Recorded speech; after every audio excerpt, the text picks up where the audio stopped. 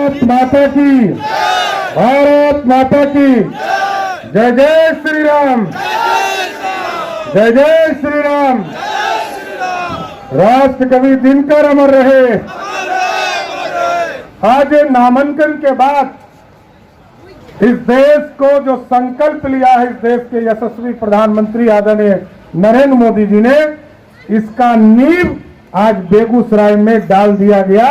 अब बेगूसराय की जनता का आशीर्वाद मिले और देश में फिर से मोदी सरकार स्थापित हो। साथियों, इसकी चिंता हम लोगों को करनी है। और आदरणीय प्रधानमंत्री नरेंद्र मोदी जी के नेतृत्व में, बिहार के लोकप्रिय मुख्यमंत्री नीतीश कुमार जी के नेतृत्व में और आदरणीय गिरिराज सिंह जी के नेतृत्व में लगातार भारत को श्रेष्ठ बनाने का काम किया जा रहा है। और साथियों, पहले लगभग 4 करोड़ से अधिक लोगों को पक्के मकान देने का काम किया और गिरिराज जी यहां बैठे हैं, लगभग 55 लाख, उसमें से 55 लाख गरीबों को पक्का मकान इसी बिहार की धरती के लोगों को देने का काम किया। और गिरिराज जी को जरूर आग्रह करूंगा, इस बार भी देश के यशस्वी प्रधानमंत्री जी ने घोषणा किया है कि 3 करोड़ परिवार को पक्का मकान देंगे। इस बार 2025 का चुनाव आने वाला है और एनडीए की सरकार यहां है, गिरिराज जी फिर मंत्री होंगे। हम यही आग्रह करेंगे कि बिहार के एक एक गरीब को जो पक्का मकान छूट गया है, उसको एक एक लोगों को चिन्हित करके 2025 के चुनाव के पहले सभी को स्वीकृत करने का काम कीजिएगा, यही आग्रह करना चाहते। और साथियों, जब इस देश में नरेंद्र मोदी जी की सरकार गरीबों को घर दे रहा था, पक्का मकान देने का काम कर रहे थे, तो जिस तरह आप टेंट में बैठे हैं ना, 550 वर्षों से प्रभु श्री राम टेंट में बैठे हुए थे।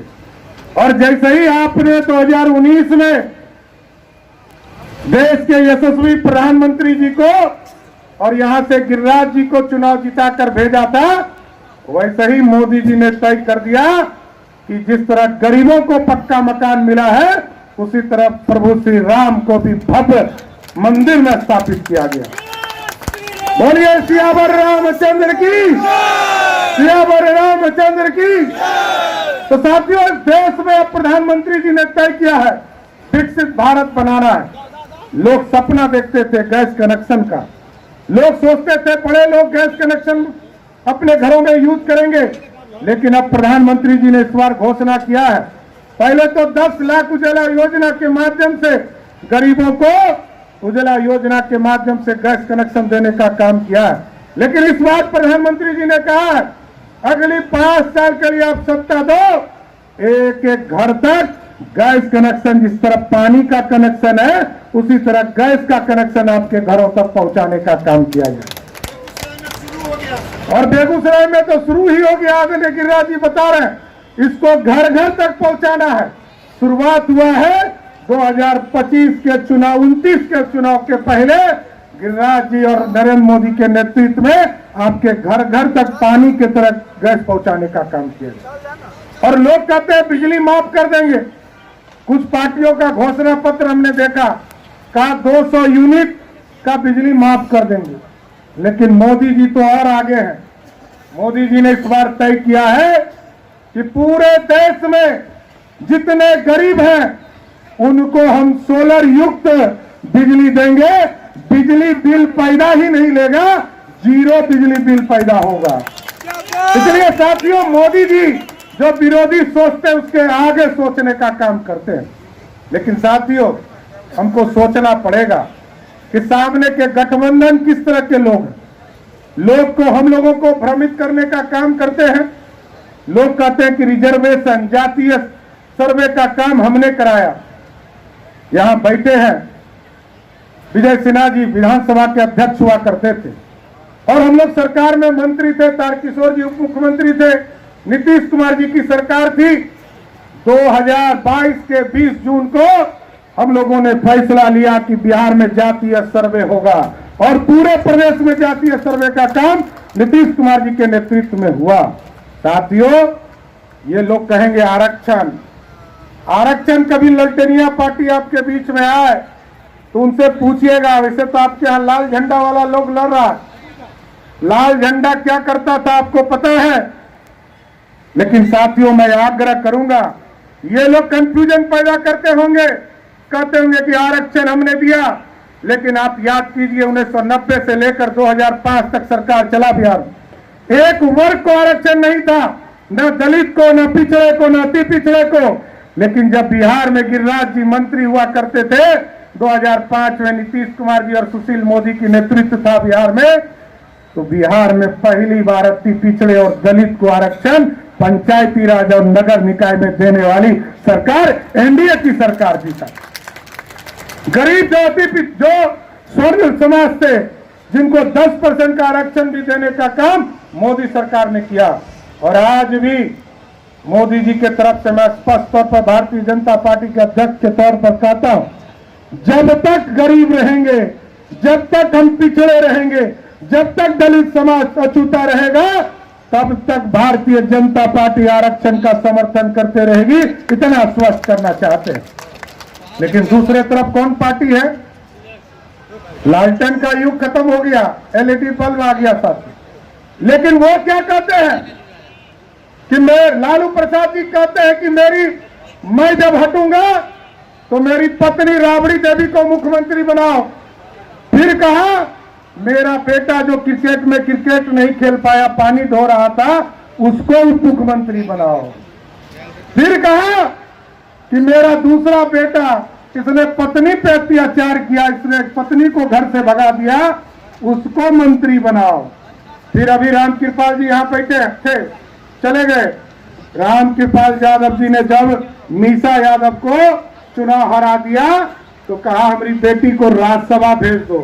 आजकल एक बेटी आई है, टूरिस्ट बेटी, वो सीधे सिंगापुर से आई है और सिंगापुर से छपरा का चुनाव लड़ने आई है। आप सोचिए, जिसने कभी कोई पॉलिटिकल काम नहीं किया हो, वो सीधे सिंगापुर से आके चुनाव लड़ रहा है। लेकिन मैं तो न्याय मांगने वाला हूं, बिहार का उप मुख्यमंत्री हूं, बिहार की जनता के साथ न्याय देखना चाहता हूं। लालू जी ने 2 बेटा 2 बेटी को तो सेट कर दिया, ये जो 5 गो बेटी बच गई है, उन बहनों का क्या होगा, ये जानना चाहता है भारतीय जनता पार्टी। 5 बहनें क्या आप एमएलए का चुनाव लड़ाएंगे, क्या राज्यसभा भेजेंगे, ये सोचने का विषय है साथियों। एक तरफ सिर्फ परिवार है, कोई आरक्षण नहीं, अपने लिए आरक्षण है।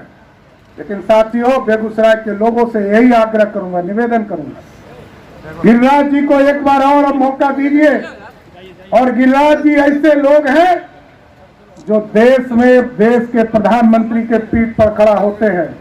आज जो 56 इंच वाला सीना वाला प्रधानमंत्री आपको मिला है, इसलिए मिला है कि आपने कमल खिलाने का काम किया, एनडीए की सरकार बनाने का काम किया। और आपकी ताकत है, जब यूक्रेन और रसिया में लड़ाई हो रहा था साथी, तो कैसे हमारे बच्चे फंस गए थे, लाखों बच्चे।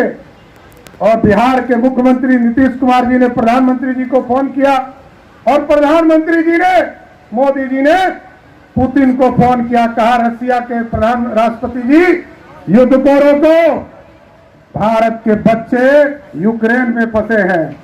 और जैसे ही मोदी जी ने कहा युद्ध रोको, रुक गया और भारत के बच्चे वहां से निकलने के लिए तैयार हुए। तो पुतिन ने पूछा कि भारत के बच्चे निकलेंगे कैसे, ये तो बताइए। तो कहा कि जिसके हाथ में तिरंगा होगा समझना वही भारतीय होगा।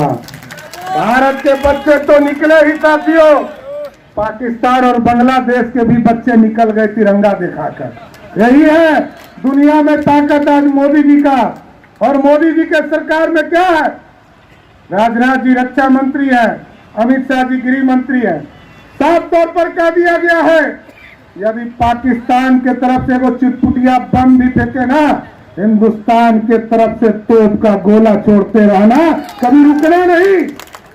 इसलिए बिहार और देश के नौजवानों के लिए लगातार हमको काम करते रहना है।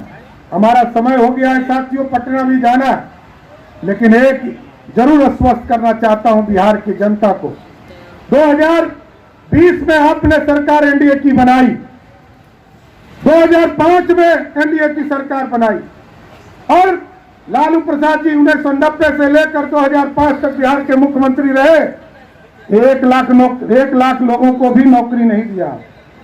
आदरणीय नीतीश कुमार जी, सुशील मोदी जी के नेतृत्व में जब बिहार में सरकार थी तो 7.5 लाख लोगों को नौकरी दिया, और 2020 से लेकर 2025 तक के लिए भी आपने मैंडेट दिया है। आपको एकदम आश्वस्त करते हैं 2025 में जब कुंदन जी के लिए, राजकुमार सिंह जी के लिए, सुरेंद्र जी के लिए वोट मांगने आएंगे, जो 10 लाख वोट, 10 लाख नौकरी देना है, उस सपने को भी पूरा करने का काम करें। 94 लाख परिवार को भी हम लोग 2-2 लाख रुपया देने का काम करेंगे। गरीबों को जोड़ना है, गरीबों को उद्योग में, धंधों में जोड़ना है। और आप सोचिए, आज मोदी जी नहीं होते तो खाद का कारखाना चालू होता क्या? मोदी जी नहीं होते तो 50,000 करोड़ का योजना यहां आकर उन्होंने शिलान्यास उद्घाटन किया। इसलिए आज बेगूसराय के लोगों से यही आग्रह और निवेदन करते हुए अपनी बात को समाप्त करूंगा। एक वोट गिरिराज जी को पड़ेगा ना? हाथ उठा के बोलिए, एक वोट पड़ेगा ना? तो बोलिए। तो हम और गिरिराज जी, हम लोग तो छोटे हैं, गिरिराज जी हम लोगों के नेता हैं, लेकिन हम दोनों अध्यक्ष हैं, वो पार्टी के अध्यक्ष हैं, हम भाजपा के अध्यक्ष हैं। तो आप लोगों के तरफ से माला पहनावे ना? तो गिरिराज जी को एक वोट दीजिए और यहां से सांसद बनाइए। वैसे ही मोदी जी देश के मजबूत प्रधानमंत्री हो जाएंगे। बहुत बहुत धन्यवाद। नरेंद्र मोदी जिंदाबाद। अब हमारे बीच इस मंच पर कुछ राष्ट्रीय जनता दल के और अन्य विभिन्न पार्टी के यहाँ कार्यकर्ता ज्वाइन करेंगे। हम उनका नाम पढ़ेंगे और परिषद अध्यक्ष जी के पास जाएं और माला पहने उनसे। श्री उमेश शाह जी, श्री कानून विकास मंच बेगूसराय, श्री लगन यादव पूर्व मुखिया प्रतिनिधि कुंभी, श्री अशोक महतो मुखिया कुंभी, शाह नुनिया विकास संघ के प्रदेश के नेता श्री गंगा सागर राम, श्री